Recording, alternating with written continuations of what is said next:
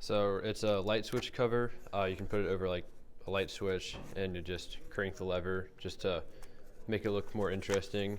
And you can crank the lever, and it flips the switch just in a more fun way than a normal switch. For a while, I didn't really know what to do, so Mr. Elias had a book, and I went through and got the idea from an idea in there. I just saw it, thought it'd be cool to make because I was interested in making something mechanical that would move, not just cutting out like a picture or something, and I thought this looked interesting, so I decided to make it.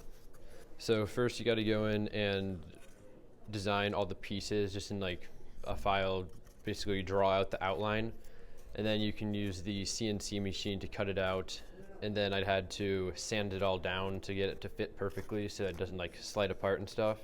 But most of the work was done on the computer, designing it and getting all the teeth to be the correct size on the gears and stuff like that.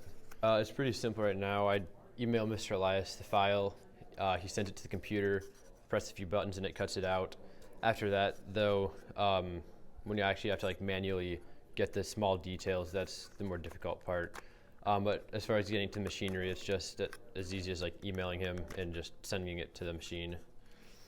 So the gear, this one, as you turn it, it'll spin that middle one so that it just like reverses the motion on the bottom one, and it'll slide the flat like gear rail type thing, which slides the entire middle section with a slot in it, and that'll come up and flip the switch when it gets to the top or the bottom.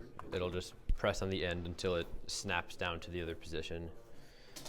Yeah, it's a lot of fun because it's not as stressful. It's like you're not worried about getting a good grade all the time, because as long as you're like working hard and trying to get something done, it's pretty easy to get a good grade. So it's a lot of fun just being able to do what you want versus like trying to do a bunch of math and science or something. So it's really interesting. It's nice. It's more relaxing than a normal class. So it's a nice break from a traditional class.